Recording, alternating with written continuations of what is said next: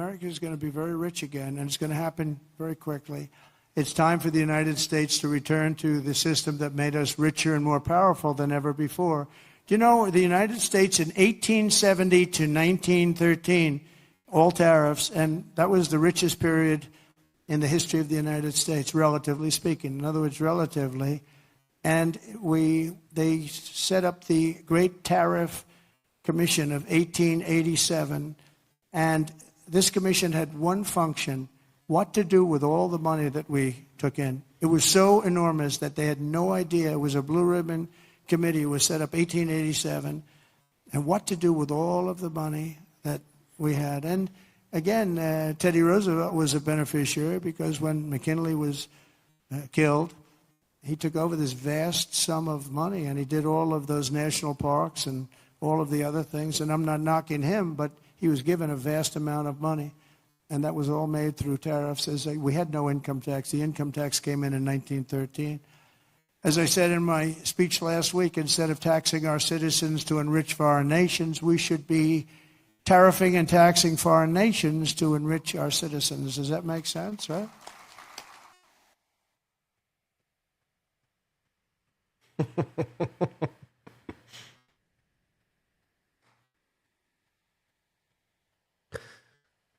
Good morning, Rise and Freedom.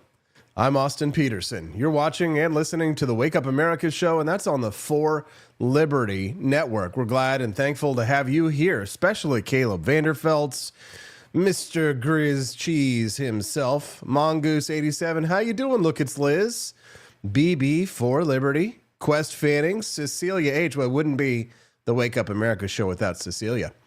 How you doing, Bruce Burt Whistle? How is the frigid north? Latrell, LW78, Kermode Bear, Jose, MMA, Jose, MMA, Jose, MMA, Barney Styles, and the great Andy Opperman, all joining us live here. You're the real MVPs. What's up, Mighty Megatron? You hear me. You don't hear the sound effects. I'm going to hit the sad trombone anyway, even if you can't hear it. Bum, bum, bum, bum. Oh, you know what? It helps if you turn it on. There we go. There's always something. Here we go.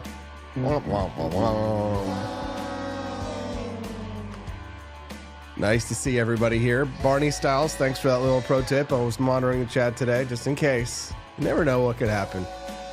It's live. Good morning, Matt Lindsay 91. Good morning, my little pineapples. Looking very good, very nice. Good morning, pineapple. Looking very good, very nice. Dooga dooga dooga dooga dooga dooga dooga dooga dooga dooga dooga. Robert F. Kennedy Jr. will face a stiff uphill fight to become the next Secretary of the Department of Health and Human Services. Mike Pence pulling out all the stops, hit piece after hit piece, rolling out in periodical after periodical, trying to stop the Make America Healthy Again leader from making it into Donald Trump's cabinet. Will they succeed? Will they fail? We're going to talk about that this morning. Camelia Peterson joins us live at 7:30 a.m. Central Time here on the Wake Up America show. You don't want to miss Camelia.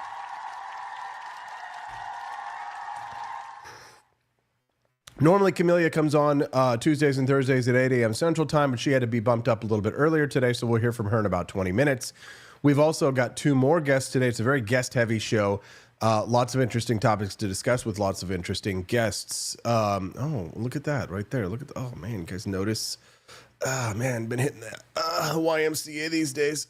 Just trying to get getting out early on my Make America Healthy Again right there. It was... Making America Healthy Again right now. Very healthy biceps, as you can see. Yes, very nice. At 8 o'clock this morning, we're going to speak to Sarah Higdon about Donald Trump's executive order, which bans all transgenders from the military. Is that a yay, or is that a... We'll hear from an actual transsexual who served in the U.S. military. We'll talk about that this morning here on the Wake Up America show. Grizz Cheese says that bisexual lighting in the home studio quarter is looking better every day. Why, thank you. Looking very bisexual in here. Good morning, pineapples. Looking very good and very nice. We're going to speak to a real live transsexual here this morning on the Wake Up America show at 8 a.m. Central. Today, it's not bisexual lighting, it's transsexual lighting. We'll do that this morning here on the Wake Up America show at 8 a.m. Central Time. We'll hear from Sarah Higdon with her thoughts on Donald Trump banning transgenders, transsexuals, trans anything, transformers. More than meets the eye. Not here, not now, not in our military at 8 a.m. Central Time. It'll be great. Amy J.E., it's about time. Where were you at? We missed you, honey. Good morning, pineapple. All my little pineapples need to join us here on the Wake Up America show. Cecilia Harden decided to bless me with something, and she went and she bought the merch package.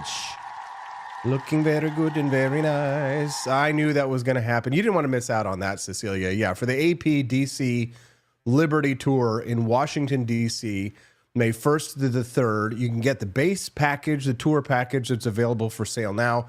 And we have some upgrades to the tour package. And some of the upgrades are an exclusive merch package, which will have, so Cecilia, you'll have to tell Stephanie, would you like coffee or would you like tea for your merch package? And it's also going to contain some exclusive APDC Liberty Tour merch that you can only get if you go on the tour. And if you get the upgraded merch package for the tour, Cecilia just bought it this morning. Thank you, Cecilia. She used her discount. Way to go. Very smart. And then there's also a couple of other upgrades that you can do as well, like attend a live viewing of the Wake Up America show on Friday mornings. So that, and then if one person wants to have like an exclusive dinner, private dinner with me and Stephanie and baby Hazel, then that is also for sale as well. And again, you can also use your discounts for that. So if you're a monthly sub anywhere, Rumble, wakeupamerica.show.com/support, then you can use your 20% discount code, no problem. Then what else do we have today? Oh, on the Wake Up America show at 8:30, I'm kind of excited about this topic, but mostly because it has to do with like sexy women. But at 8:30 a.m. Central Time, we're going to speak to Seth Weathers. He is the publisher of the conservative MAGA Babes calendar, to which he is being called out for being a pimp, a whoremonger. It's demonic. It's the MAGA Babes conservative calendar. Seth Weathers is the guy who came out with the conservative beer after Bud Light did their whole Dylan Mulvaney stunt last year, or was it the year before? It's starting to roll together. But Seth Weathers is going to join us this morning to talk about his demonic booby calendar with conservative MAGA babes. It's going to be awesome. Good morning, pineapple. Looking very good to very nice. And as usual today, this morning, we've got a billion clips. We want to get to them because Camelia Peterson's going to join us at 7:30. Won't be able to get to them after that. Here's Sunny Hostin from The View making a fool. You know, to answer your question, which is this the immigration fix that this country wanted? I think absolutely there are certain people that wanted to see this kind of pain and destruction for a certain group or type of immigrant. Because if you look at the numbers, yes, the number of immigrants that come from Mexico or Mexican-born are the largest. But the next largest are Asians. 28% of them come. I don't think they walk across the southern border. I think they come by plane. The next largest are Europeans. I don't think they walk either. I'm just saying. What kind of Europeans are they? Hey, good morning to Redbeard, New Hampshire. Joining us from the Nephilim Death Squad. Thanks so much for joining us. Hope you enjoyed that interview I did with Top Lobster yesterday. I did cut that interview and post it over on our account, so make sure you check that out. Sarah for Liberty and Steelbringer, nice to see you. She says it's a MAGA National Geographic calendar. There you go. Exactly. Remember when you were a kid and you used to get the National Geographic? Yes, I'm interested in world travel and definitely not these saggy native boobies. Immigrants, right? Oh, not undocumented, though. A lot of them are undocumented, actually. But that's not the stat for being but a lot Asians of are them the come by second. plane and then overstay their visas. They overstay their visas. They overstay their visas, so they're undocumented.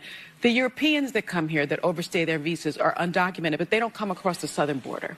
So I think there's a very clear message as to what I think I need to make a shirt of that fake Donald Trump that says that thick Latinas can stay, they will not be deported. Yes. president wants the look of a criminal migrant to look like, what an undocumented migrant. And I think that's racist. Let me also It doesn't work anymore, Sonny. The old spells and incantations doesn't work. Does anybody care when the left calls someone racist anymore? No, nobody cares. We don't care anymore. I don't really care, Margaret. I don't really care, Sonny Hostin. Speaking of not really caring, because, of course, you knew Austin was going to do it to you, forlibertyshop.com.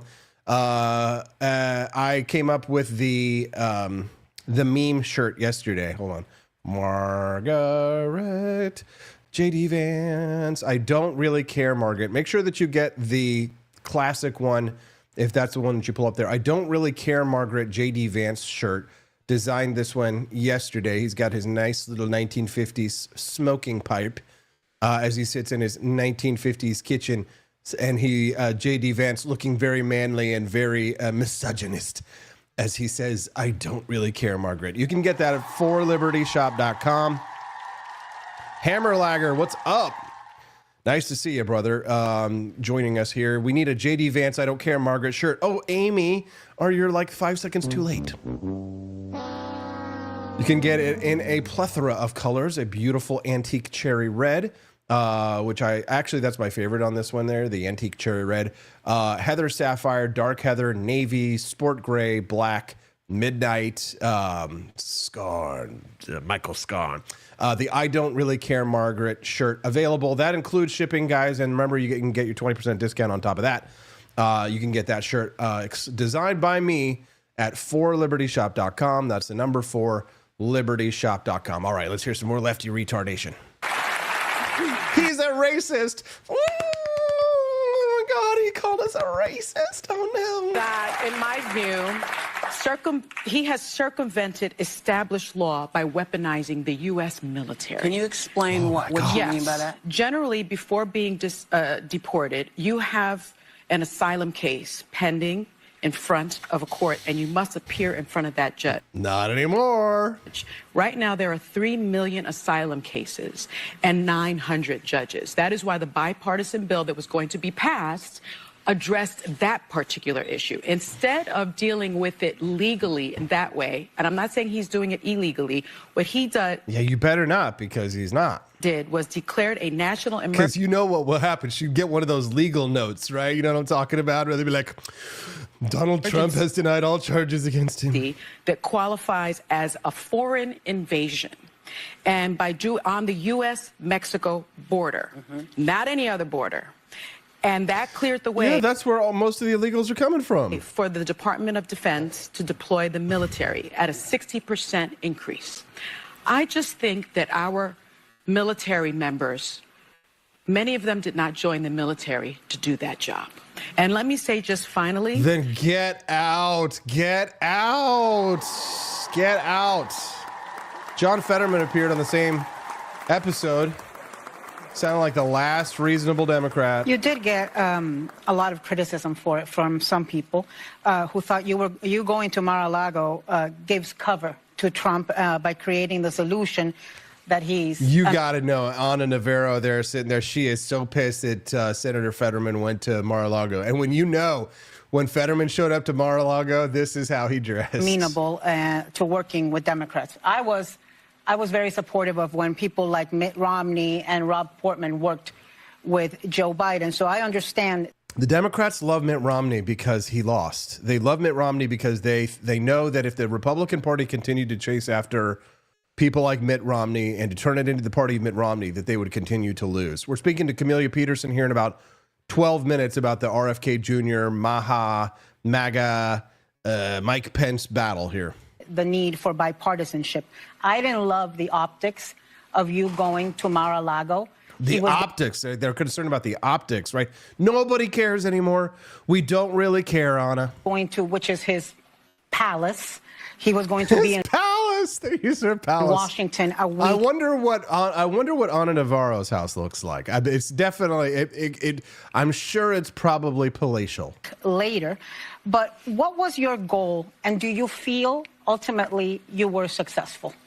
Here's what happened. I was being lazy on the couch at like Friday night, and my team reached out saying, "Hey," and he's just like me. I don't know if this is like a trolling or a hoax, but they extended an invitation. What do you think? I'm like, well, I mean, if they're playing it straight, then I think it's pretty reasonable to have a conversation. Inviting me to engage, and I visited it. So maybe some people would be critical of that, but for me, engaging the president, I think when you're in this business, I mean that's part of the job. Anymore you would criticize Governor Newsom, that received the president there after the fires in California. They are going to find a way to work together. I mean, that's where we are. And I hope maybe you are watching are tired of just like the venom and the hate. And it's like, I'd like more bipartisan kinds of things. And you are going to agree with things and you're going to disagree on things. And I'm going to pick my fights. And I'm not going to. There you go. A reluctant applause, but an applause. Mighty Megatron over in the chat says, Anna has been sniffing too much Mazola oil when frying plantains. Is that stuff toxic? Ban it. RFK Jr. is going to ban it. No more Mazola oil. Imagine how many liberals will cease to exist once they stop eating seed oils. Metal Mouth 2874, first time we've seen you in the chat here, brother. Good morning. Says Mike Judas Pence will be RFK Jr.'s biggest obstacle. Dude, bro, you're not kidding. I'm reading the news this morning. Here's the Wall Street Journal, the editorial board, and this is all probably like bought and paid for media attacks by Mike Pence. And from what I'm reading, also potentially the Federalist Society may be involved. But here's what it says. Here's the headline from the Wall Street Journal's opinion editorial section. Why RFK Jr. is dangerous to public health. He's made millions from referring clients to trial lawyers, and he advocates mass tort litigation that would ruin the vaccine industry. I'm sure a lot of people are really sad about that, but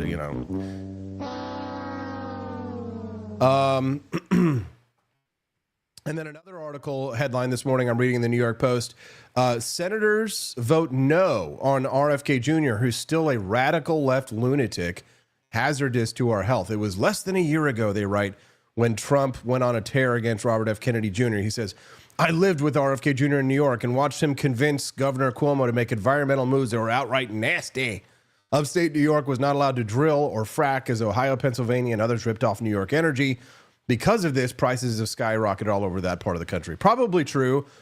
However, Robert F. Kennedy Jr. is not going to be in charge of energy policy. He would be in charge of the Department of Health and Human Services.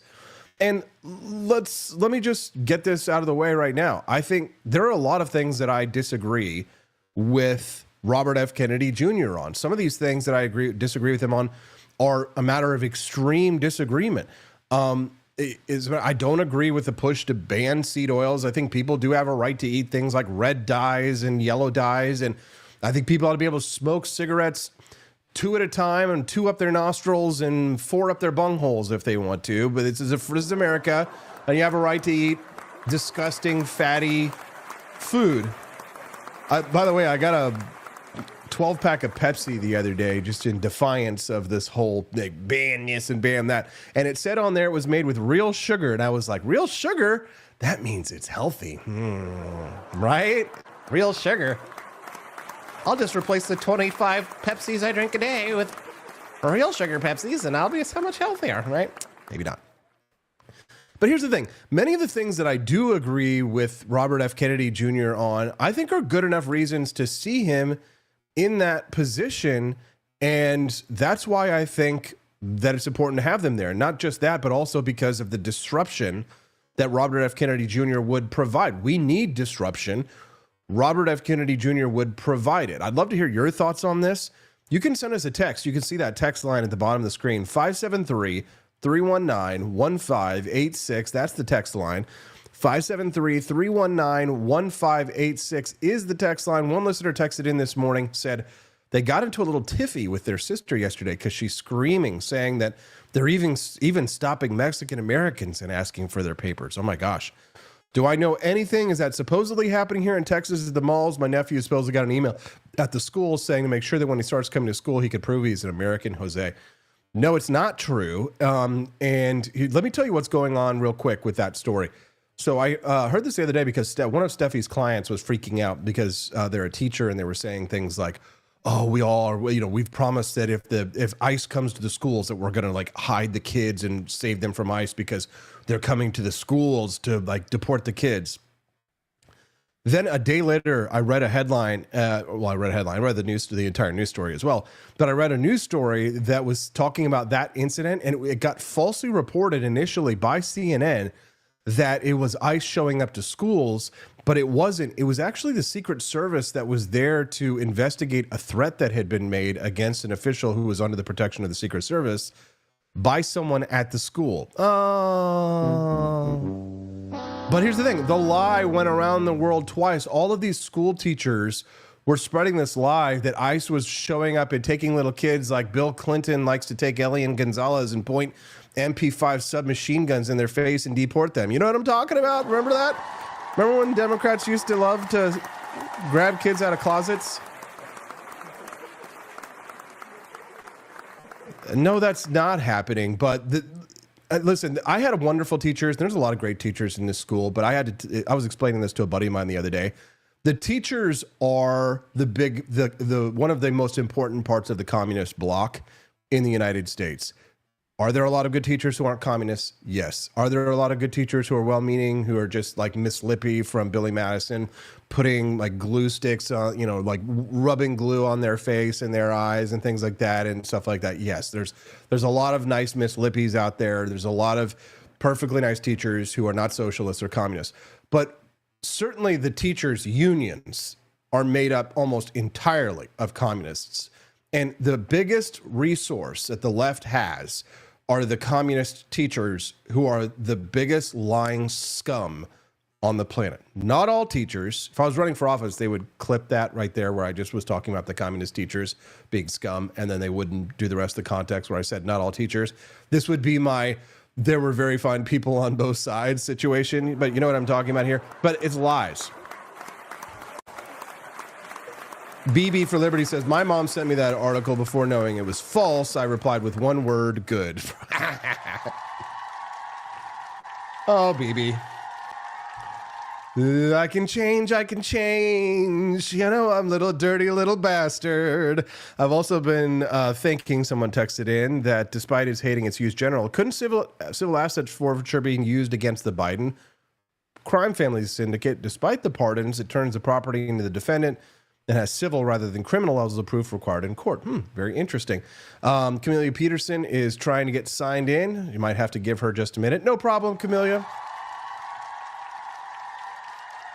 Text me when you are ready. Text when. I've still got a billion clips to play, but we do have two other guests as well. Sarah Higdon will be joining us live this morning at 8:30 a.m. Central Time. At 8 a.m. Central Time, talk about transgenders in the military ban. And then we're going to speak at 8:30 a.m. Central Time to Seth Weathers, who did the conservative MAGA Babes calendar, and now he's being accused of being demonic. It's the demons. The Nephilim. I don't know. I don't know any demons. If you guys do, let them know I said hi. I know I'm lost, just a dirty little bastard. And I was reprimanded by the fake news. They said, what about love, religion, and God? I said, I agree. Let's put God number one. Let's put religion number two. Love, I don't know. We got to put that number three, I guess, right? And then it's tariff. Because tariffs are going to make us rich as hell. It's going to bring our country's businesses back that left. Okay. He just cracks me up here. And in a little while, I'll be signing 4 new executive orders. First is that I'm directing our new Secretary of Defense, Pete Hegseth, who's going to be great, by the way. Thank you for the support. Thank you very much for the support. You really did support him greatly. I think he's going to be fantastic. I know him very well. I think he's going to be fantastic. He's what we need. I'm looking forward to it. To immediately begin the construction of a state-of-the-art Iron Dome missile defense shield, which will be able to protect Americans. You know, we protect other countries, but we don't protect ourselves. And when Ronald Reagan wanted to do it many years ago, Luckily, we didn't. We didn't have the technology then. It was a concept, but we didn't. And now we have phenomenal technology. Okay, well, did Trump actually just said something really interesting right there when he said that we were going to do it under Ronald Reagan, but we didn't have the technology. There was a debate for a very long time in the United States about whether or not the United States had the what we called Star Wars, which is which were lasers in space that would protect us from nuclear missiles. And so Trump actually just, if he's quoting correctly, if he's being quoted correctly here, he actually just said that, yeah, Reagan bluffed and we didn't actually have Star Wars. I mean, was that known until today? I didn't know. I mean, I thought it was kind of still up in the air. With Israel, we're out of 319 rockets. They knocked down just about every one of them. So I think the United States is entitled to that, and everything will be made right here in the USA, 100%. 100%? To ensure that might be tough. Even Teslas are the vehicle that are manufactured the most in the United States, and it's still only like 70% made here in the United States. We have the most lethal fighting force in the world. We will get transgender ideology the hell out of our military. It's going to be gone. Mm-hmm. It'd be interesting. We're going to speak to him. We're going to have a great show today, guys. You don't want to miss it. We've got Sarah Higdon, a transsexual who was in the military. She's going to offer her opinion on that this morning. In addition, we will stop our service members from being indoctrinated with radical left ideologies such as critical race theory. We're going to stop it. It's already been stopped. It's already been halted. Great. Totally halted. Love it. Great. And finally, we will offer full reinstatement to any service member who was expelled from the armed forces due to the COVID vaccine mandate. Amazing. All right. Well, good news, guys. Camelia's ready. Going to go to a quick little break, guys. Don't go away. I'll get Camelia. We're going to talk about the Mike Pence attacks on Robert F. Kennedy Jr. and whether or not we think will actually be confirmed. Don't go away. We'll be right back. It's the Wake Up America show on the 4 Liberty Network. Hazardous materials while serving in the military and have an illness or condition as a result. If so, you may be eligible for VA benefits and services. Whether you need health care or want to file a disability compensation claim related to military exposures, VA is here to help. Visit va.gov/military-exposures to learn more and apply today.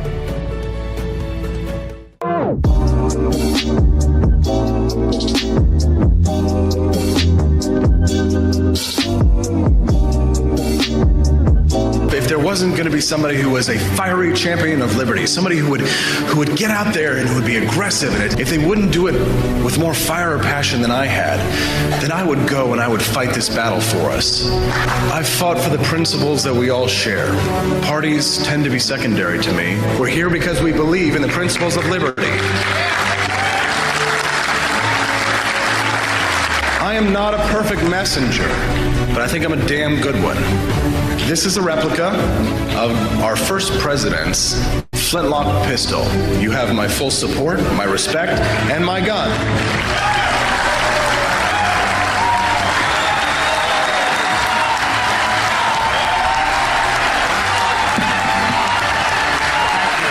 I think that at the heart of my philosophy is much more libertarianism than well, that's the fashionable word these days, I guess. A conservative is no longer just that. He's a libertarian and always has been.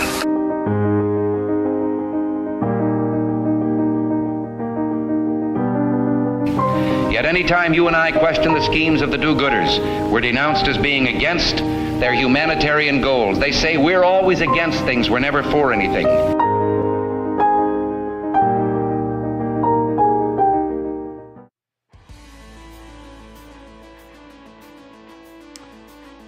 Good morning, Rise and Freedom.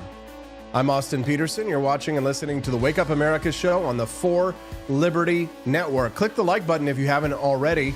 It's time to follow the channel. If today's your first time watching the Wake Up America show, the best way to find us whenever we go live is to click follow over at rumble.com/AP for Liberty. Then you'll get an alert whenever we go live, which is every Monday through Friday, 7 to 9 a.m. Central Time. It's a great way to start your day with a bunch of your fellow patriots, freedom fighters, and assorted rabble. Joining us live is a member of that rabble, a leader of the rabble, the biggest rabble-rouser in Jefferson City, streaming live from the Missouri State Capitol, which is only a few miles from here. That's Camelia Peterson joining us. Good morning, Camelia. Nice to see you. Good morning from the swamp. The swamp of Jefferson City, Missouri. Glad to have you here, Camelia. Thank you. It's good to be here. It's a good day to tell government no. Good. Absolutely. Any day is a good day to tell government no, except in this scenario here. Robert F. Kennedy Jr. is dangerous to public health, writes the Wall Street Journal. No. New York Post headline. Senators vote no on RFK Jr., who's still a radical left lunatic, hazardous to our health. No. And then this headline over at Red State, a little bit more friendly, says Mike Pence put the final nail in his coffin of his irrelevance with his opposition to Robert F. Kennedy Jr. Set the stage for us, Camelia. What's at stake here, and what are your thoughts? I mean, you know, there's a lot to dislike about. You could understand why conservatives would not be happy with Robert F. Kennedy Jr., but I still think he should be confirmed. What about you? Well, I have mixed feelings about it. Do I think he should be confirmed? Yes. Do I think he will stay in that position? I'm a little skeptical. I don't know. Like, it was almost comical, and I didn't quite expect it, just how strongly the editorial board of the Post felt about that. Yeah. I mean, they didn't mince any words, and they had all the receipts in there for it. So it was a fairly entertaining read at any rate. But, you know, they're not entirely wrong either. And if you look at, I mean, Pete Hegseth past conference, he had to have a tiebreaker. Like, J.D. Vance broke the tie. And so I would argue, and I know other people have too, that, you know, Hegseth had more people behind him than RFK Jr. does. Yeah. And so I think that automatically makes this an uphill battle. I think Pence is a non-factor. I don't think his opinion matters to anybody in this, you know, discussion. So, I mean, like, good for him for putting money behind it and whatever PAC he's doing and for speaking out. But I don't think that anybody cares. I don't think it's going to sway anybody's vote. Yeah, the reasons that Mike Pence gives are because of Kennedy's pro-abortion and anti-vaccine stances. Pence said that for the majority of his career, RFK Jr. has defended abortion on demand during all 9 months of pregnancy. Well, imagine a Kennedy supporting abortion. No. So, you know, one of the things that New York Post piece said, by the way, that when you talk about, when Pence is talking about abortion and all of these other issues, one of the things that Post piece said was that, you know, supposedly the Trump administration has, you know, kind of put RFK in a box and that he's very limited. He's not going to be able to do anything with all of these other things, including vaccines. And they said they have him in a straitjacket, and the editorial board was actually he should be in a real straitjacket. But I just, you know, but I mean, you know, I don't.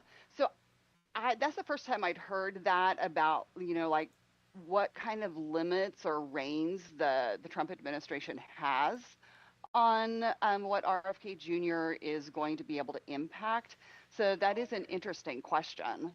I don't know. I mean, a lot of the things that I think gets him kudos from people like ourselves is that he was very vocally opposed to COVID-19 mandates. Right. He's been a big critic of, like, crony capitalism, for example. He's very anti-war. You know, he supported free speech when the crackdowns happened online. And although, you know, he's not traditionally aligned with libertarian thought, some of the environmental activism may find agreement among people who think, you know, that there ought to be free market solutions rather than government regulation. But I mean, it'll be, you know, holding corporations accountable for pollution, I think, is perfectly in line with our principles. So he does get a lot of support from libertarians and people who are of our own ideological ilk for those reasons, even if that isn't necessarily related to health and human services. You know what I mean? Sure. Well, and the thing is when you talk about, you know, pragmatically whether or not he can actually make it through the confirmation process, people have been saying some of the same things about Tulsi Gabbard. And I would say that RFK Jr. and Tulsi Gabbard are actually very, very different. And Tulsi Gabbard has a much better chance than he does. Because you have to admit that, well, there are a lot of things that I think are good about RFK Jr. and what he's brought to light and has really gotten the national conversation going about. He also didn't really do a lot of that until he wanted to run for president either. Mm-hmm. And you can't say the same thing about Tulsi Gabbard. I mean, Tulsi Gabbard was on the no-fly list and, was saying you could tell she kind of began her arc much earlier, and it had nothing to do with running for anything, and she was saying those things while she was still a Democrat. So I think that there is a difference there, and I'm just not sure that RFK has a chance in it. The only value that I see, I don't know, the only value I see in him getting confirmed is more symbolic than anything for me. You know what I'm saying? Sometimes there's value in that, but that's why I also don't necessarily see him lasting in that position, because I think that there are just too many things that I think he takes too much of an authoritarian view on. I mean, you can't come in and say, I'm going to ban, Diet Coke. I'm going to ban seed oils. I'm going to ban this, ban that. That's, that's not what we put you there for. Although the depressing thing is that when he says those things now, that there are an awful lot of people on the conservative end of things that are like, yeah, let's do that. I'm like, no. Yeah. Do that. Well, the thing is, there's this period after a party wins an election when they immediately start to they're power hungry. They're like, oh, we got all this power, let's just start using it, right? And they're just it's ready, fire, aim, where people like you and I are kind of like, yeah, maybe let's not ban everything. But I mean, still the concerns about banning seed oils or this or that, those are much further down the list as for some of the reasons why Big Pharma, for example, doesn't want him in there. Right. So it's the corruption in our society, when you see CNN, for example, being completely sponsored by Pfizer, and then they turn around and they say Rachel Maddow comes out and said, the vaccine is completely effective, blah, blah, blah. And that turns out to be entirely false, but they don't even fact check it or whatever. There are good reasons to see Robert F. Kennedy Jr. in there. And that really is disruption. I know people especially conservatives, conservatives typically do not like chaos for chaos's sake, but I'm a libertarian. So a little bit of chaos, a little bit of disruption. Could it mean that something worse could come after, like the French Revolution? Sure. But something better could come after, like the American Revolution. I'm willing to flip a coin on that one. What about you? Yeah, no, that's what you said was exactly the next thing I was going to say. And that I think that a lot of his value is in being a disruptor, because we need a disruptor in that position, specifically because of how damaging and harmful the policies that have come out of that particular agency have been to the entire country. Mm-hmm. And so I do think that we need him in there as a disruptor specifically for those things. But I mean, right, it's creative destruction, and it is good for a time. Eventually, just like we've talked about before, the question will be what happens in 4 years? Where is that fork in the road going to be, and what's the direction of the party and of conservatism? And I think that that's a question that we have to be thinking of now, because we do have to we want to trash the whole system, right, and restart over. But we do have to also give thought to, okay, well, do we have a plan in place to start over? What are we going to do after we tear it down? Right. No, great stuff. I'm speaking to Camelia Peterson this morning on the Wake Up America show. She's live from the Missouri State Capitol here in Jefferson City, and we're glad we could get her here a little bit earlier. If you're joining us now and you haven't already, please click the like button and follow the channel if it's your first time watching the Wake Up America show. What did you think about that interview with J.D. Vance and Margaret Bennett on CBS Face the Nation the other day? And he's like, I don't really care, Margaret. And it's masculinity is kind of back, isn't it? We're gonna. I posted as a joke when I posted that shirt of J.D. Vance saying that. I said that Donald Trump signed an executive order that's going to bring back wife spanking. promises. Oh God, yeah, you'd like that, wouldn't you? So Camelia, the vibe has shifted, hasn't it, in this country? I think so. Humor is back. And when you talk about how J.D. Vance handles those interviews, that's what we were talking about, what he was doing during the debates and during the press, during the campaign. Like, he is just very, very skilled at being able to conduct those interviews. And so, like, they think that they can get him into a corner, and he is just so good at that, much like Vivek Ramaswamy. And so it is really nice to have somebody in the vice president office who is able to do that, and who also, I think, does it with, he's not rude about it. You know what I'm saying? Like, he does it with a sense of humor and, with a little bit of a smile on his face. Like, he just is, he's very good at it. Speaking of the vibe shift, how about that Senator Mike Lee yesterday posting the letters of marque and reprisal?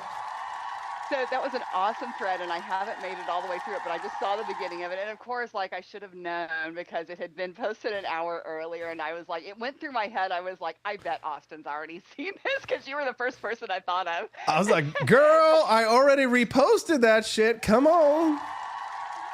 So yeah, no, that was really cool. It's wild. We're in this strange situation where it's like there's a lot of good things happening. And there are a lot of bad things happening, but the bad things that are happening, they're not even on the same level as the good things that are happening. Like, the good things that are happening are so amazing. Like, I don't know if Trump is going to be able to abolish the income tax. I'm a little skeptical about that, but he's talking about it. And I just like that my president wants to and is trying. And I think that if he actually had, here's the thing. I believe that if that bill, if I had said this, what I'm about to say right now, 6 months ago, I would have gotten nothing but boos from libertarians. Nah. But here's the thing. If a bill to abolish the income tax appeared on Trump's desk, I think he would sign it. I believe he would sign it. And now it's a lot more realistic. There's a lot more people who have come around to Trump after the election. It's not just lefties. I see a lot of black-pilled, accelerationist, doom scrolling righties that were like, Austin, yeah, you sold your soul to MAGA, who are kind of like, holy shit, this is kind of amazing. Yeah, no, I think you're right. I think if that did happen, that he probably would do it. And there's been a lot of conversation, right, about the tariffs, and, we're not, I can't remember that guy's, Mark Andreessen. Oh, yeah. Anyway, right. So he posted something about, he said he seemed to think that there was this correlation between people who were opposed to tariffs, but were pro-regulatory. And I was like, I don't see that at all, because everybody I know, like me, who is anti-tariff is also very anti-regulatory, right? So, and then I noticed that afterwards, he had said, except for he had kind of quoted it and said, except for the exception of a small group of real libertarians. I was like, there you go. It's me. I'm opposed to all taxes. I'm opposed to income taxes. I'm opposed to tariffs. I'm opposed to regulations. But I mean, the thing is it is a good question, and even being opposed to tariffs, if you want to make the argument that we could replace income tax with tariffs, I'm willing to have that conversation. I would be much more okay with that than just saying let's do it all. Yeah, no, absolutely, exactly. Because again, we needed a shakeup. We needed to have a disruption in this system so that we could wipe the board clean and come out better on the other side. Boy, there's just so many wonderful things happening in the world. I ran into I saw us yesterday wearing an Argentina jersey at the gym. And I was like, Javier Milei? And he's like, yeah, Javier Milei. So, we started talking about Javier Milei and yerba mate and all this stuff, all the amazing things happening in Argentina. And it's just it was so amazing because I actually had run into this guy before. I had forgotten because he worked downtown in Jefferson City. And then we recognized each other again, and we started chatting, and he's like, Trump won, and now Javier Milei and Trump are best friends, and it's like we're almost living in the best possible timeline, almost. Wouldn't you agree? It is a wild time to be alive, Mm-hmm. and when you hear sometimes people talk about, okay, what era would you want to live in? I'm like, I'm kind of good, like right here, right now. Yeah. I mean, despite what RFK Jr. Despite what RFK Jr. believes, I kind of like vaccines. I know. Boo. I'm glad kids don't have to die of measles, mumps, or rubella. By the way, so I have no details on this because somebody just texted me something about it and I haven't looked it up yet. But supposedly in St. Louis this week, there's supposed to be an anti-vax rally. Oh, I don't know. Free speech, man. I have no idea what's going on with that. But no, lots of good things. And I think that all of the things that are happening at the national level also provide motivation and impetus for things to get done at the state level as well. So one of the things I am almost completely consumed by right now is our effort in Missouri to eliminate the state income tax. Oh. And there is it is the priority of the governor. Like the legislature has a good plan. Like there are lots of Art Laffer's involved, Grover Norquist is involved. Like it's a good plan, and I think we can get it done. And I have been going all over the state because we are doing a zero income tax tour. But the thing is that it feels like that this is the year to get it done because there is just this energy in the country and in the state, and I think that it is a much more of a realistic possibility now than it would be last year or even next year. Yeah, we're kind of almost in like another era of good feelings. It's like back in 1815 to 1825, that era was characterized by national unity after the War of 1812, and there was more political harmony, cultural nationalism, economic growth, expansion, and diplomacy. We might be adding Greenland and Canada as the 51st and 52nd states. Can you tell me, I've just never fully understood what the thing is with acquiring Greenland. What benefit is there in that for us? A lot. Okay, so I just don't know. Okay, the benefit of Greenland, I actually wrote an article on this, and I'm not sure if it's come out yet in Human Events. But the benefit of owning Greenland would be that they apparently have lithium deposits. They have rare earth minerals, right? So they've also got fishing, agriculture, right? Greenland has seen benefits in terms of agriculture. They've had warmer temperatures, so there's their agriculture production has gone up lately. Tourism, like glaciers, fords, the Northern Lights, and things like that.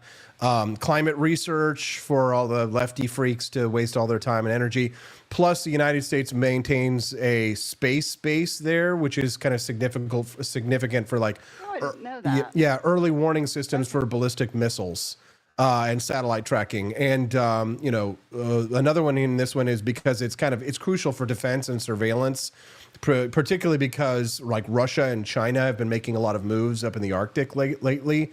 Right, and if they were able to prevent, they could prevent I'm not sure what it's called, the northern trade routes. They could, in theory, block it if they had So China and Russia, they definitely are eyeballing it. They definitely want to buy it, and it's kind of like if we buy it, if we get it cheap, then we can prevent our adversaries from gaining it, and we can gain access to the rare earth minerals that we use to make cell phones. So lots of good reasons to buy Greenland.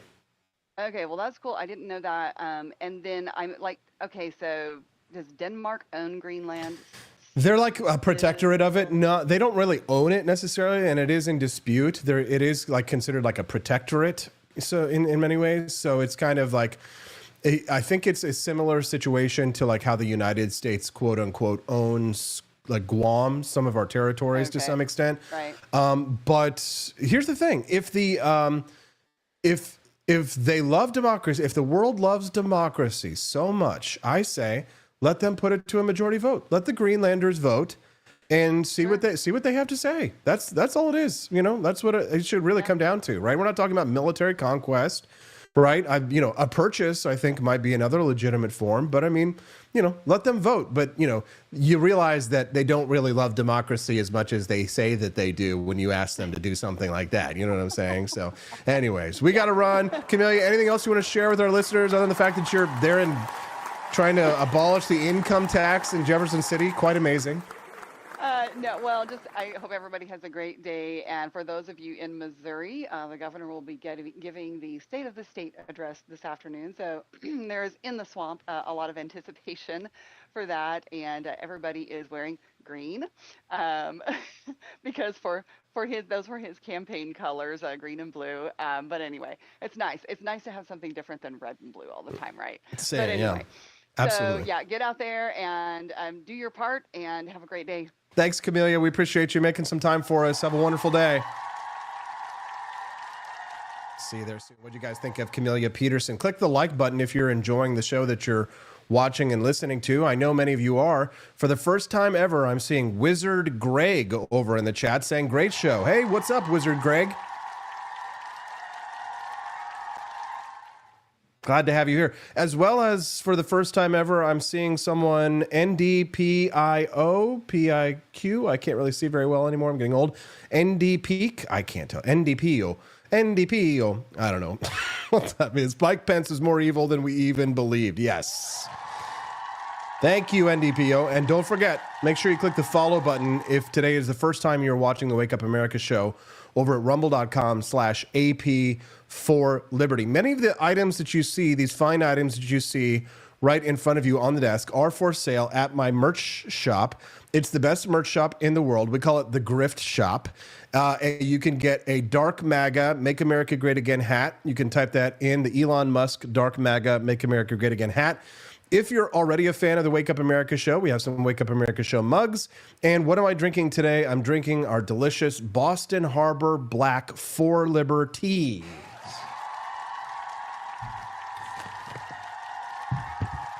And it sells for $17.76 a bag. This is our Boston Harbor Black, the English breakfast tea. Good morning, McMurdon. Nice to see you. I love seeing all these new names and faces. It's so much fun. Boston Harbor Black. Where can you get it? Well, you can get it at that little shop that you see down there in the bottom left-hand corner of the screen. ForLibertyShop.com. That's the number 4. LibertyShop.com. Buy yourself a bag of Boston Harbor Black. Help support the show and the ideas of economic freedom and personal liberty, like the ones that you're watching right now. I've even got from the shop, if you're a Javier Milei fan and retro game fan, I remember I used to play Metal Gear back on my 8-bit Nintendo. I made a Javier Milei libertarian rubber desk mat, and you can get this exclusively, and it's designed by me, at ForLibertyShop.com. That's the number 4LibertyShop.com.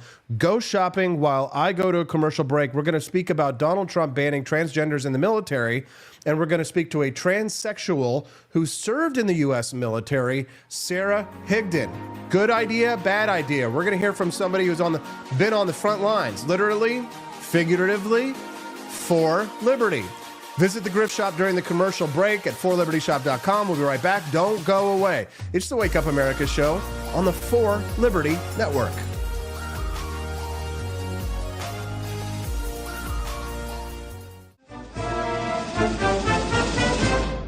Tired of spending your hard-earned money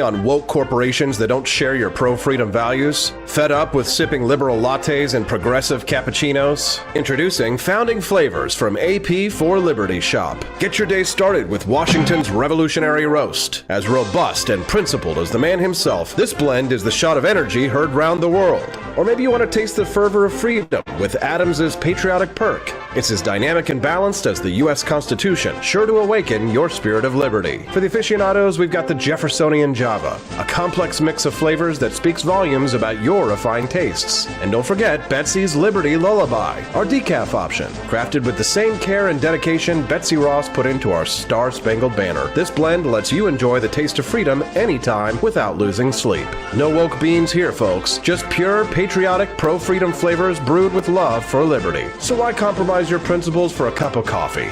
Stand up for your values, perk up your patriotism, and start your day the American way. Get your founding flavors at apforlibertyshop.com.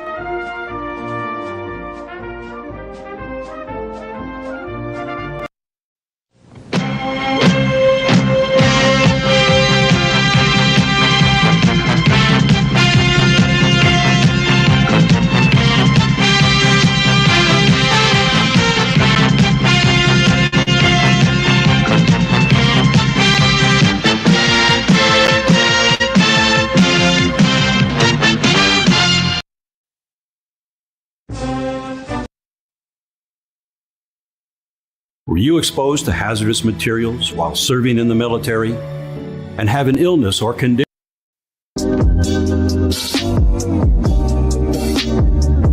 If there wasn't going to be somebody who was a fiery champion of liberty, somebody who would get out there and who would be aggressive, and if they wouldn't do it with more fire or passion than I had, then I would go and I would fight this battle for us. I've fought for the principles that we all share. Parties tend to be secondary to me. We're here because we believe in the principles of liberty. I am not a perfect messenger, but I think I'm a damn good one. This is a replica of our first president's flintlock pistol. You have my full support, my respect, and my gun.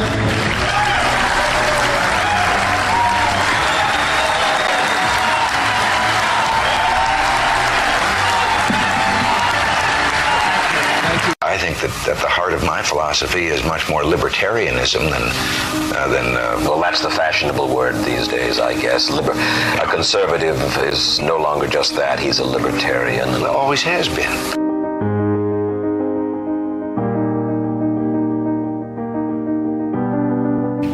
Yet any time you and I question the schemes of the do-gooders, we're denounced as being against their humanitarian goals. They say we're always against things, we're never for anything.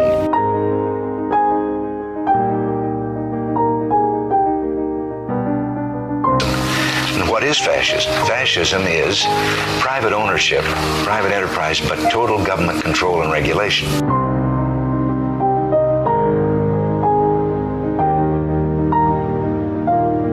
Well, the trouble with our liberal friends is not that they're ignorant. It's just that they know so much that isn't so.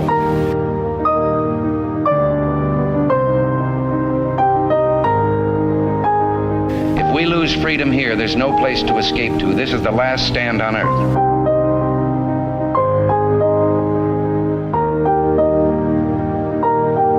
This is the issue of this election. Whether we believe in our capacity for self-government or whether we abandon the American Revolution and confess that a little intellectual elite in a far distant capital can plan our lives for us better than we can plan them ourselves.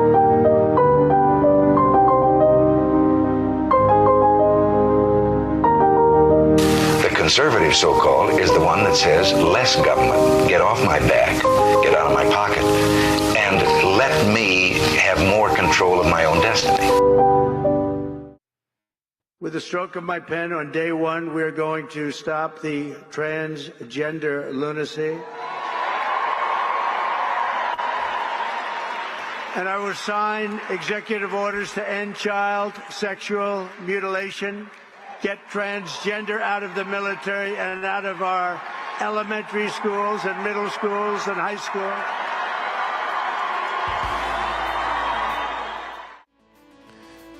Good morning. Rise and freedom. I'm Austin Peterson. You're watching and listening to the Wake Up America show on the 4 Liberty Network. Thanks so much for tuning in. Click the like button if you haven't already.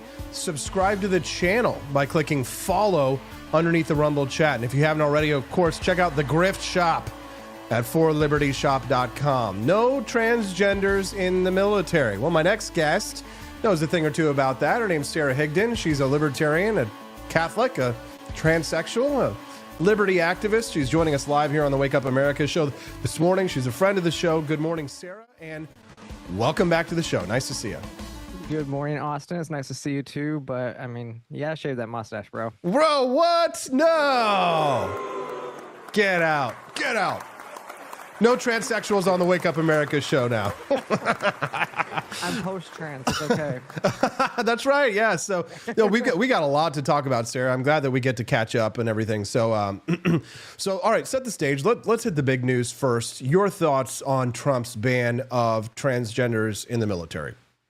So I think it's a complicated issue, as most of these are. I haven't seen the executive order. From what I'm kind of gathering from some of the news reports is it's just going to go back to his quote ban that he had in his first administration, which wasn't actually a ban at all, right? It was literally allowing people to serve under the capacity that they could be open off duty, but when they were serving, they still had to meet the requirements based on their sex, like grooming standards and everything like that. But they could be gender non-conforming all they wanted to be off duty. So it wasn't really a ban per se.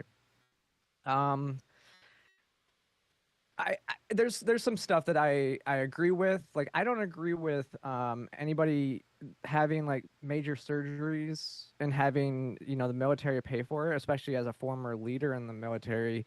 Yeah, like and what I've seen, as this executive order points out, is it takes up to a full year. If you've had like bottom surgery, it takes up to a full year for you to even be recovered from that before you can even go back to being in a deployable status. As a leader in the military, that is a nightmare situation, because what happens, you don't get a replacement for that soldier. They just sit in your unit where they can't even do their job other than like office work. And so you're stuck with somebody and you can't, like I said, you can't get a replacement for them. So it's a nightmare situation. So I don't agree with having surgeries, but I do know enough people that have served, that are trans, that were in the military, that if they can do their jobs, which everybody that I know seems to be really good at their jobs. One was the photographer at the Old Guard, so pretty prestigious unit. And if you can do your job, then you should be allowed to serve. And I know there's a lot of different stuff going on about there, like how much it costs the taxpayers. And I haven't seen anybody really giving accurate information. I've seen way overblown numbers as to what it would cost. And at the same time, I mean, there's a lot of males. I think it was 4.7 out of 1,000 men in the military are on testosterone replacement therapy. So what's the difference between a male taking testosterone than a female taking testosterone and serving in the military? There's really not much of a difference. Well, the concern, I think, the difference is that people believe that transgenderism or transsexualism is a mental illness, whereas men who are taking steroids are doing so just because, for the simple purpose that they want to bulk up. There's no mental health aspect to it. Well, that's true, but we also allow, we don't med board people out that have severe PTSD. You know, I mean, I get that that's something that's because of their military service, but we are allowing people to serve with severe PTSD, which has just as much suicidality rate as, you know, gender dysphoria does as well. And what's interesting is people don't completely understand that throughout our history, even under like most of the time it was under like a don't ask, don't tell policy, but throughout our history, there has been more trans service members than there have been in general population. And I think there's reasons for that, but it's been shown that a lot of people that have served in the military get out and then begin transitioning. Like, I'm one of them, obviously, and I was serving in a don't ask, don't tell capacity because I wasn't even out and open at the time. But that's kind of been a huge history. Now, for me personally, it was, I think I can point to, I was never suicidal, but I didn't care as much about my life. I also thought that being in the military would make a man out of me. You know, it was like overcompensating, trying to do more masculine things. And so that's one of the reasons why you see this. But I mean, what they're estimating right now is there's 15,000 in the military, and our military is currently at a level that is lower than pre-World War II. So if you're kicking 15,000 people out of the military, you're going to have a huge issue with force cap. You're going to have a huge issue with force, like the size of the force, which might not be an issue if we're pulling all of our troops back within our own country, as I would prefer us to do. So maybe it's not as big of an issue as if we have a better foreign policy. No, okay. So that another bigger question, of course. But in terms of speaking of history and your history, Sarah, can you give us the Reader's Digest version of your story? Tell us your story and your experience. Coming out as transsexual. Undergoing surgery and being in the military in the past, and your life struggles. When did you start to have these feelings? Was it while you were in the military? Was it before you were in the military? Tell us your story. Oh yeah, my story goes all the way back. So from my earliest memory, I would say that when I was about 4 years old, I remember that was the first time you become self-aware. And I thought, I remember thinking that I wish I was a girl. I remember trying on a dress at about that age at the first time, but knowing that there was something wrong about it, knowing that I wasn't actually a girl, just wishing and I didn't know why. So even at that young age, I felt like there was a need to suppress this, and this wasn't normal. So don't make this an issue. This is not normal. So just hide it. And so I did that basically my whole life. And it's interesting. I did actually want to go into special forces when I got out of high school for the same reason. I was very patriotic. I was very much a neocon at the time too, because it was 9/11. I mean, I graduated high school in 2005. So 9/11 happened. Everybody was neocons at that time. And I wanted to go be a badass in the military, to be quite frank. And then I ended up going to college and then got out and went to be an officer. And then I got out from there, but I got out, I came out to somebody about 4 years into serving in the military was the first time I ever came out to somebody about this. And then I got out of the military 2 or 3 years later and moved to Atlanta. And then 2017, I started transitioning March of 2019.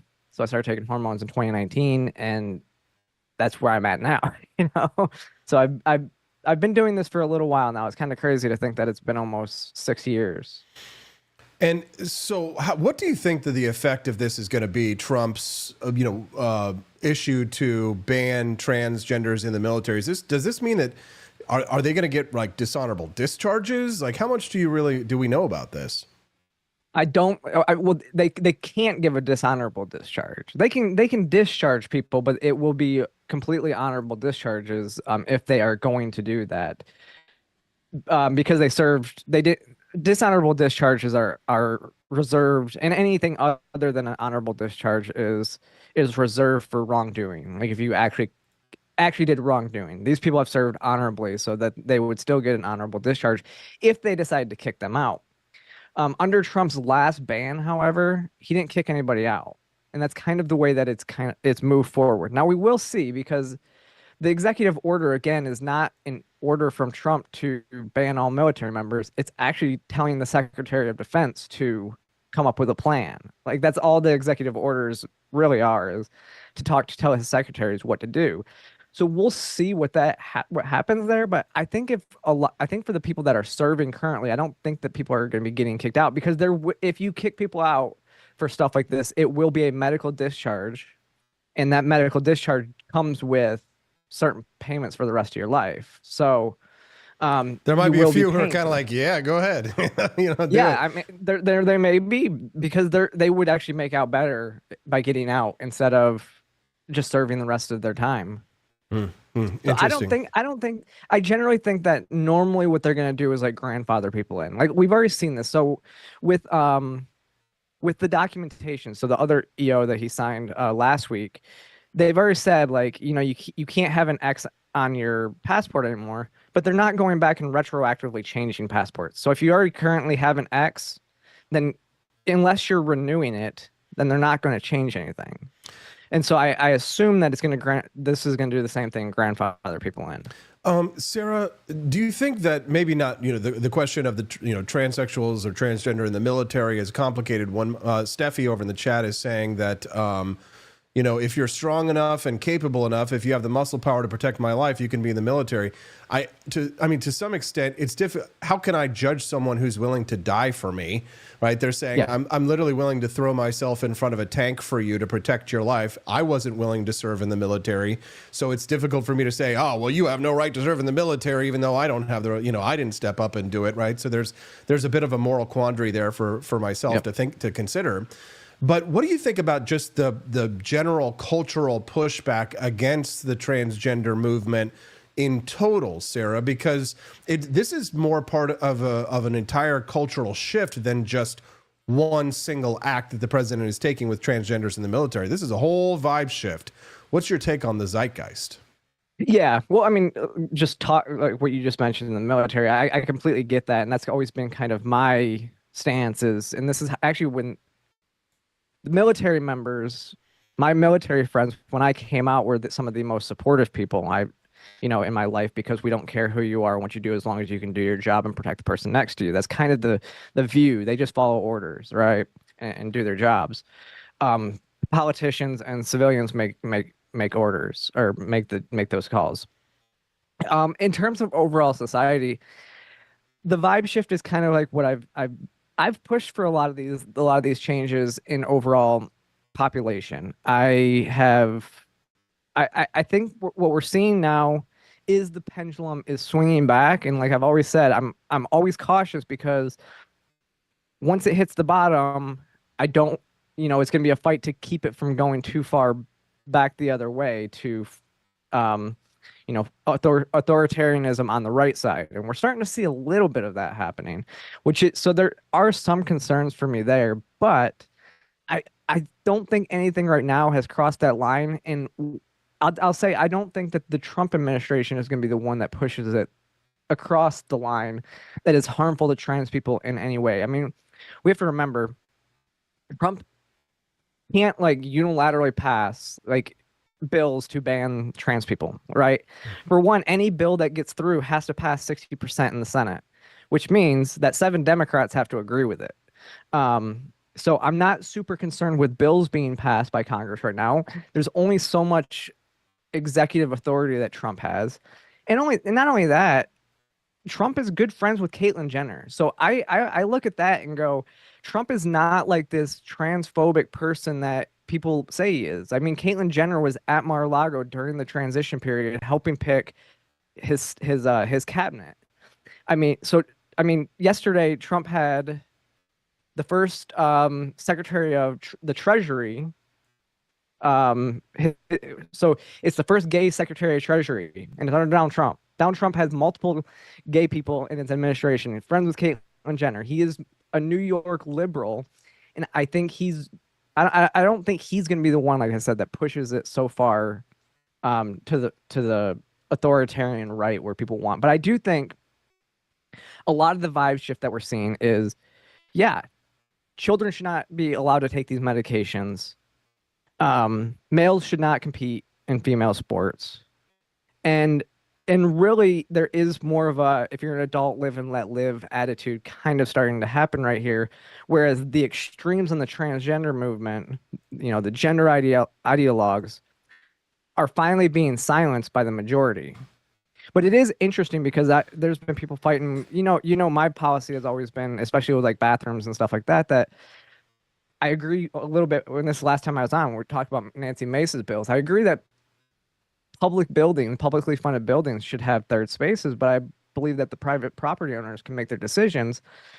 And it's really interesting because people have been kind of coming at that argument and not even fully understanding it, and kind of pushing it a little bit to wanting to force private property owners to do their bidding.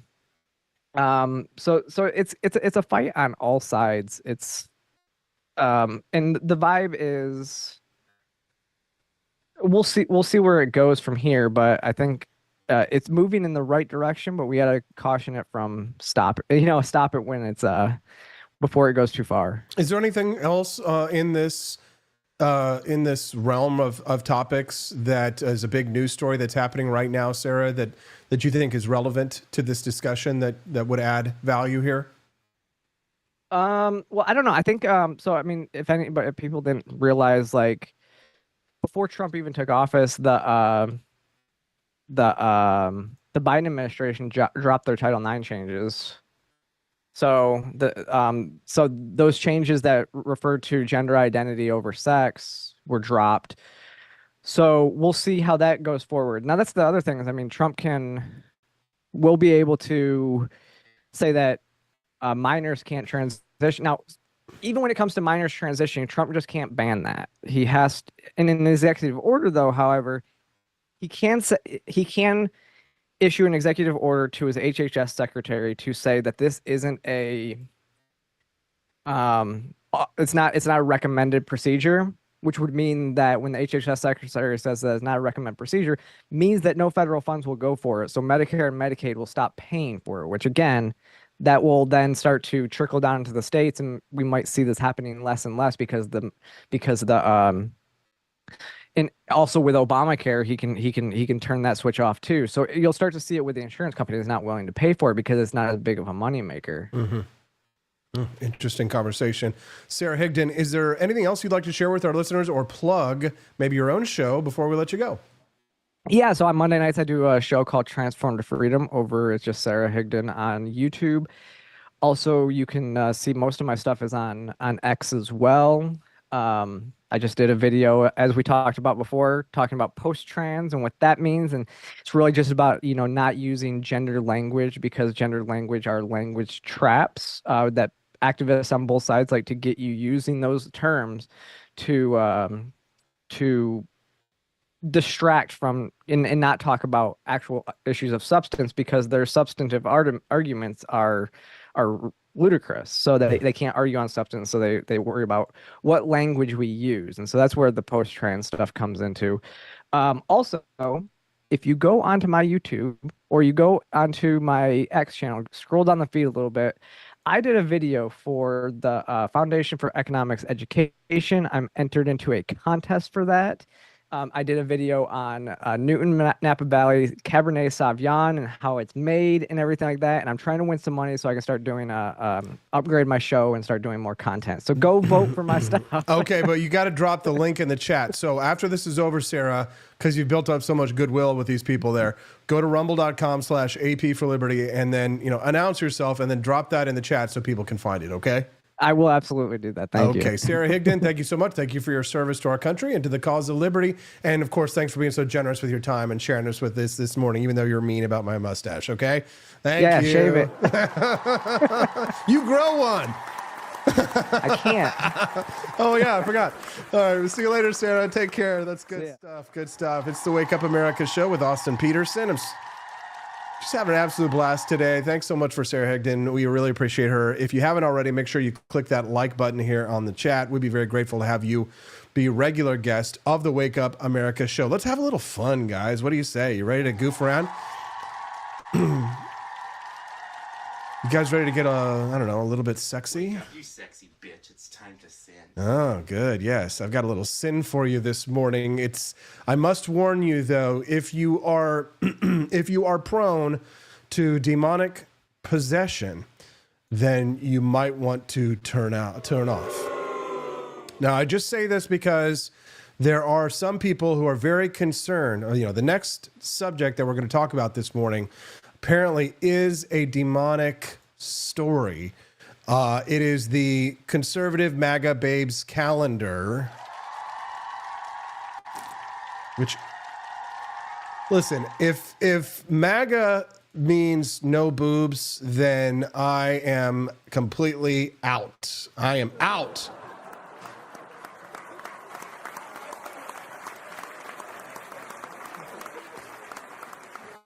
But real quick, before we talk about the MAGA babes calendar, Seth Weathers will be joining us here live in less than 10 minutes.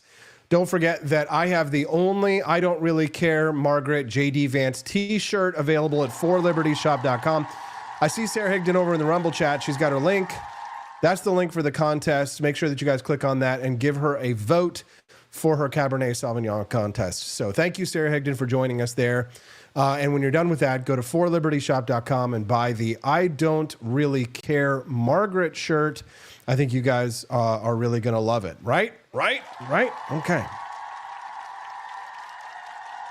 Hopefully nobody calls the cops as we go through. Don't tell Steffi. We're about to look at the conservative dads, MAGA babes 2025 calendar. Here they are.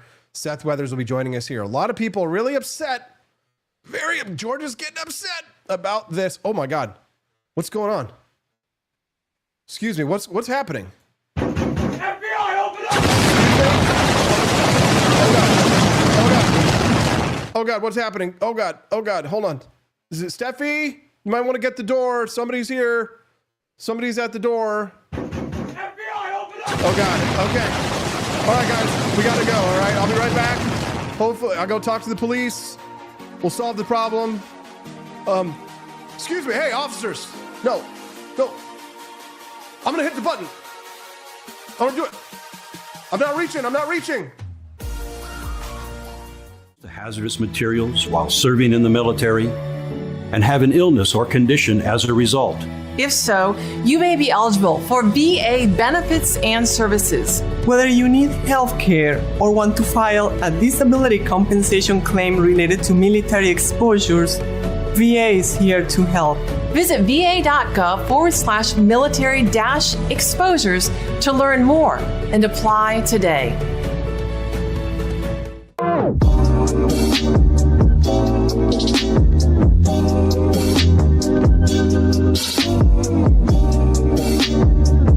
If there wasn't going to be somebody who was a fiery champion of liberty, somebody who would get out there and who would be aggressive, and if they wouldn't do it with more fire or passion than I had, then I would go and I would fight this battle for us. I've fought for the principles that we all share. Parties tend to be secondary to me. We're here because we believe in the principles of liberty. I am not a perfect messenger, but I think I'm a damn good one. This is a replica of our first president's flintlock pistol. You have my full support, my respect, and my gun.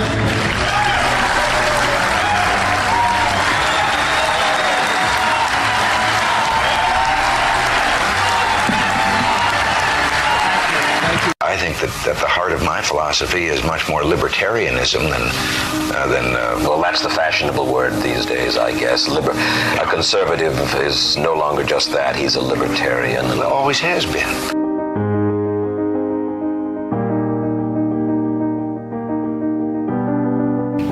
Yet any time you and I question the schemes of the do-gooders, we're denounced as being against their humanitarian goals. They say we're always against things, we're never for anything.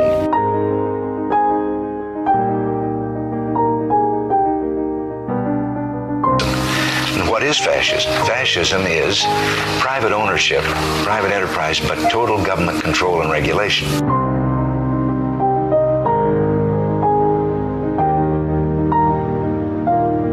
Well, the trouble with our liberal friends is not that they're ignorant. It's just that they know so much that isn't so.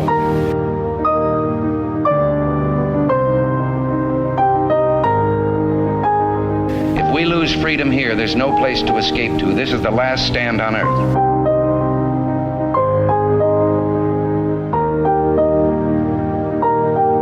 This is the issue of this election. Whether we believe in our capacity for self-government or whether we abandon the American Revolution and confess that a little intellectual elite in a far distant capital can plan our lives for us better than we can plan them ourselves.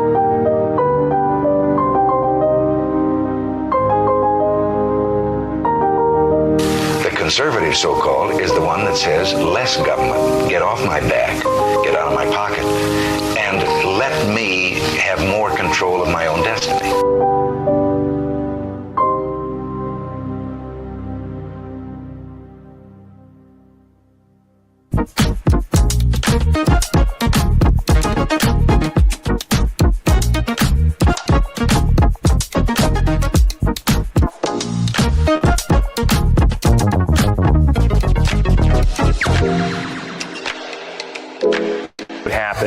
If I had to pick up the phone, call 911 for one of my family members or one of my neighbors, what would I do if no one was on the other end to respond?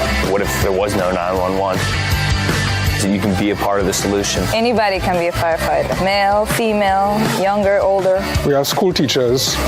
We have leaders in business. Is me, you, anyone that wants to be. There is no typical firefighter. Do you hate the deep state? Do you reject the Antichrist in all his ways? Do you believe that aliens controlled LBJ to assassinate John F. Kennedy? Did you know that the shot can put chemicals in you that will make you more sensitive to 5G? Do you love America? Do you want more freedom? Do you like smoking hot red-headed libertarians? Then the AP for Liberty shop is for you! Check out all the awesome new merch and have a happy new year! Fight the deep state! Reject the Antichrist! Visit AP for Liberty shop and get your patriotic merchandise now, or the deep state wins!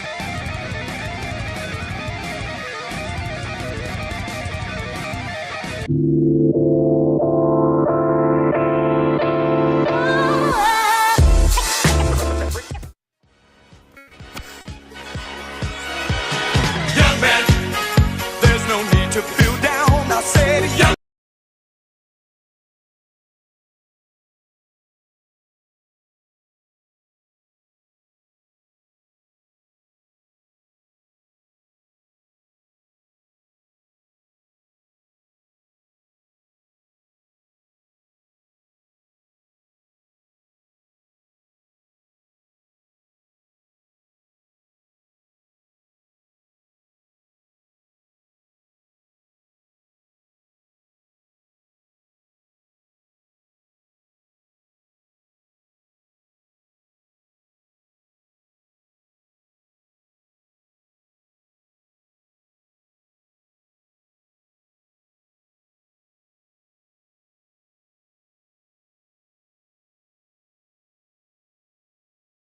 Austin Peterson, you're watching and listening to the Wake Up America show on the For Liberty Network. I had to turn it off YouTube and the other channels there for a moment because we were dancing a little bit to YMCA, and YouTube hates that. It's fun to stay at the... I mean, they don't, like, they're so bad about taking down a stream if it's on YouTube. If it's on YouTube, they're just like, no, you can't have a stream over there. Fine. Okay, it's fine. So I just took it down for a moment. But I am glad to see all of our friends on networks like Locals and YouTube and Twitch and even on X.com this morning. Good morning, guys. How we doing? I'm still waiting on Seth Weathers. He hath not arrived yet. He is not here. I was going to talk to him about the backlash to his conservative dad's MAGA Babes calendar, which is quite sensual. Photographed in the beautiful Gulf of America. Take a look. Conservative dads. MAGA Babes calendar. Just going to shoot the link over there. In case you didn't get the invite, you can just click on that. The Wake Up America show. I hope he shows up. If not, we just ogle the babes. Make the Puritans very unhappy. Megan V. Kohler is a reporter, drinking some delicious beer. She's Miss January. Conservative dads, MAGA babes, make America hot and healthy again. The January lady, Megan Kohler there. Looks looking very good and very nice, Miss Pineapple. Good morning, pineapple. Looking very good, very nice. Jessa Fielder. Good morning, pineapple. What kind of car is that? Looking very good, very nice. Yeah, all right. Conservative dads, MAGA babes, Miss February, Jessa Fielder. We're still waiting on Seth Weathers to arrive. Hopefully he will. Caroline Wade, a model, Miss March there, there she is, lovely. I couldn't get any of the MAGA babes at the last minute, so I got Seth Weathers. And now I might regret it. He doesn't join us here. Miss April, Mary Tiles, Texas. She's a tile setter. Does she dress like that when she sets tiles? If so, can we please hire? PTRTH, great. Peter the Great. What's up, Peter the Great? Thank you for that. First time here on the chat. At least it's the first time I've seen you comment. Glad to have you here. Hope you'll come back and join us again tomorrow. Thank you for bringing the knowledge. Haley Coronia, Miss May, political commentator and content creator. There's a lot of those.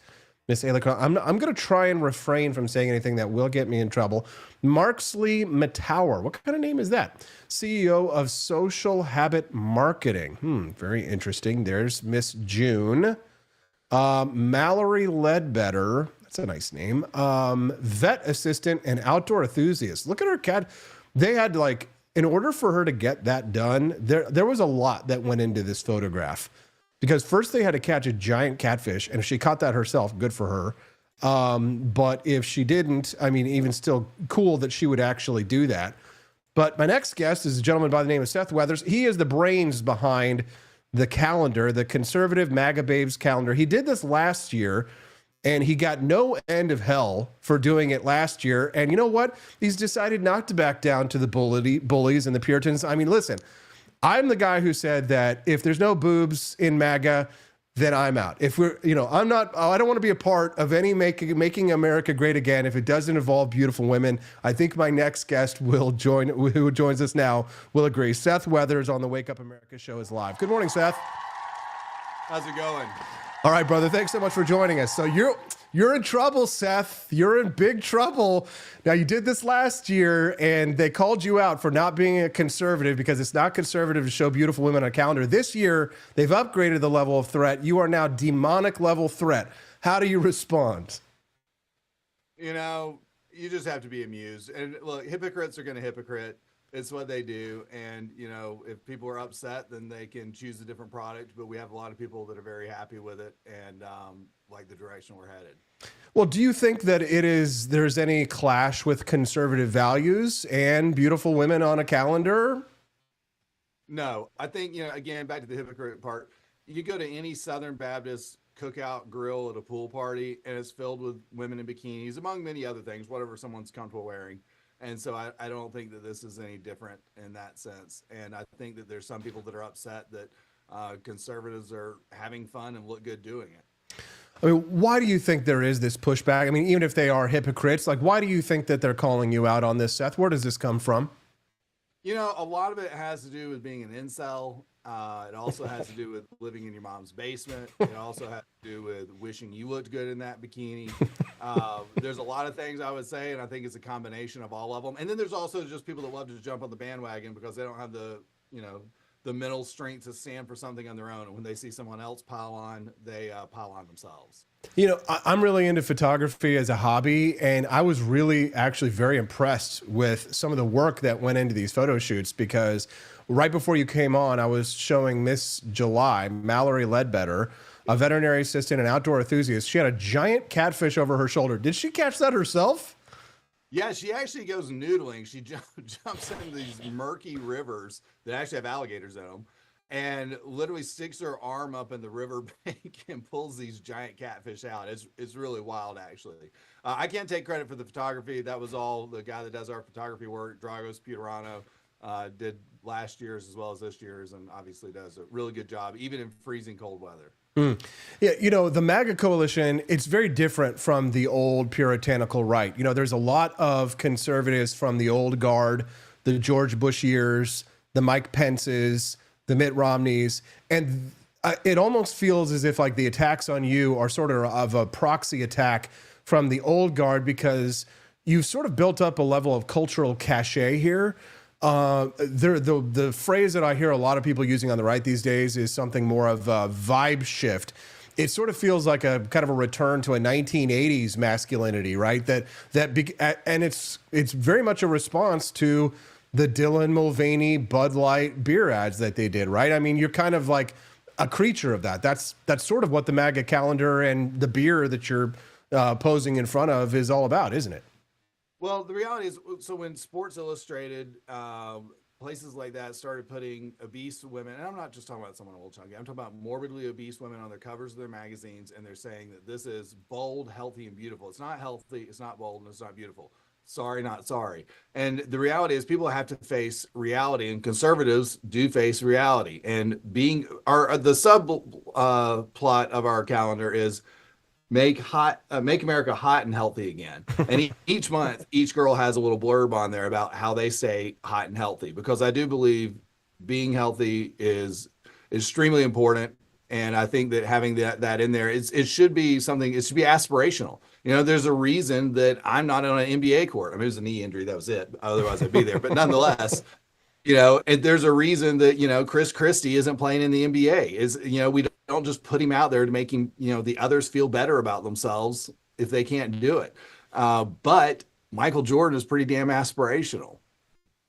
Talk to us a little bit about the one angle of this controversy, which you and I both have to answer for, and that is our wives. I'm told you are married. I am. No, I'm actually not. Oh, you're not. not. Okay, well, you get it. Okay, you get a pass then. So I am married, but my wife, she doesn't like go through my phone. She's not a jealous woman.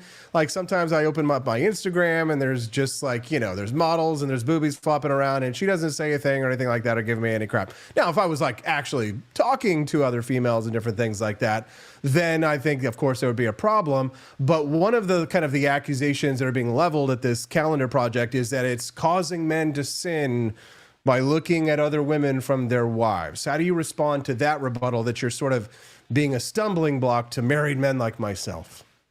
If I'm your stumbling block, you got bigger problems. And I also hope these men stay inside, shade shut, TVs off, internet off, because you're certainly going to see a lot more at your local neighborhood pool.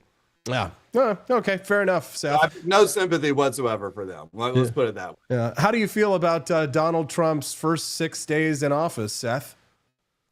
I can't get it. I'm not tired of winning, but I could be close. It's the winning is so I'm having a great time. I really am. We're seeing what I think a lot of people hope to see out of the first term, and we're seeing that and more this time. And it's really an unbelievable time to be alive. And just seeing that they're actually implementing the policies that conservatives have fought for decades and never accomplished anything because they're in their mom's basement tweeting at people because they're mad about things. And actually seeing those things come to fruition is pretty awesome. Okay, so another angle again that the attacks have come from are people of faith and religion. Can you answer the critics who are accusing this of being demonic and saying, I mean, many of them, they're not just incels. I mean, it sounds very much like the same type of people who are very, you know, socially conservative. And, you know, I take it that you're not necessarily all that socially conservative. I mean, more socially, maybe libertarian. I mean, how do you respond to like the socially conservative churchgoers on this? I think if someone has an issue with it and it's something they don't want to do, I'm not going to push it on you, and we're not. I think also there is a lot of hypocrisy in it. You know, if you want to bring the Bible out on this subject, see, we could go down a road and we could really cause a lot of problems for ourselves in this conversation. But we're not. We're being far more prudish than say King David was. And I'm talking about even King David after he repented and, you know, kind of came back. You know, we're not asking for 12-year-old girls to snuggle in bed like people's biblical heroes did. Mm-hmm. And they specifically asked for the most gorgeous 12-year-old women to snuggle in bed with. That makes me very uncomfortable. This calendar does not. Yeah, these are all fully grown adult women. I mean, I remember, you know, I grew up in the 1980s, Seth. You're probably a lot younger than me. But I remember some of the finest, upstanding members of my community that worked down at the body shop. These are good Christian men, and they had nude calendars on the wall. And they didn't cheat on their wives. They loved their wives and things like that. But it was just kind of like, it was just a thing that happened. You know, when I worked for my dad in landscaping for a little while as well, I mean, there were just all kinds of calendars that were on the wall. It was just kind of part of, I mean, we called it stag culture. Right. It was just like guys being guys talking about women and seeing, you know, leering at nude photographs. But these guys, they weren't unchristian. They weren't not ungodly. They were masculine men who they didn't really care what other people thought about them. But we've kind of entered an age in American culture where everybody is really concerned what everybody else thinks about them, especially online. And we're all we love to virtue signal about how good and moral and upstanding a person is. And Seth, you make a great target for people who want to feel better about themselves by attacking you, don't you? Like with this, not only are you taking down the path of lust, but also of alcohol and sin, man. Lips that touch liquor or a MAGA babe's calendar shall not touch mine, say them, Seth. So do you relish your role as a bit of a troll? I like what we're doing and what we're accomplishing, and we're exciting. We're more of a movement than anything, and I love what we're doing. We've donated a ton of money to conservative causes, including the Trump campaign, along the way, and so we're out trying to accomplish things, and I'm happy with what that is. Do I relish? Some of it I get entertained by because the comments are so ridiculous, but within the conservative movement, I don't want to see a bunch of fights and wars, to be honest. But that doesn't mean I'm going to sit back and not do what we want to do as a company and as a brand. We're not going to stop what we want to do because some people are going to be upset, and I can live with others not wanting to do this and vice versa. And I think it'd be a little better if maybe other people could feel the same. I like that, Seth. What goes into building a calendar like this? Because it doesn't look like just a simple, straightforward one guy with a photograph taking pictures of chicks. It looks like there's a lot of work that goes into this because, I'm fairly familiar with photography. How long does it take? How do you find the girls for the calendar, set up the photographers? How do you make this happen? Always longer than you think. It always takes longer. And, we have to travel around different locations. We try to get as many in and close by or nearby locations as possible, but it takes a lot of time. And so you got a lot of travel involved. You're coordinating a lot of different people. But I think the overall result is something we're really proud of. And I think it came out great. All right. Well, Seth, what about the beer too? How's the beer company going there? Because I know you launched out after that Bud Light fiasco, and conservative culture successfully pushed back. I mean, if it's tough putting together a calendar, I can't imagine what it's like trying to sell alcohol. It is. I ended up in a highly regulated industry controlled by a few boss hogs around each state. And that doesn't make things easy for us, especially considering InBev, which is Bud Light. They control a huge percentage of the market out there, everything from where the cans are made to how you get distributed and everything else. So it's always a battle. We really appreciate the people that are helping make this a reality. And I think that this is something that going forward, we're going to continue to grow. And I think that it's something that there's a lot of people that want an alternative, and they want a brand that's not afraid to speak their values and to say it boldly. And to have opinions that are not, far left DEI opinions like those of pretty much all of our competitors. Seth, is there anything else on this subject or anything else that you'd like to share with our audience or plug before we let you go, sir? I think they should go to conservativedads.com and grab a calendar. Okay. Conservativedads.com. Grab a calendar. Seth Weathers. He's going to weather the controversy just like he did last year and bring you all the most beautiful women of the conservative movement. We appreciate a manly man, Seth. We appreciate what you do in the service of making America great again and healthy again. And I tried the beer, actually. Somebody brought one to a party here in Jefferson City, and it was pretty good. So congratulations on that, too. Thank you very much. Y'all have a great day. Have a good one, Seth. We appreciate you very much.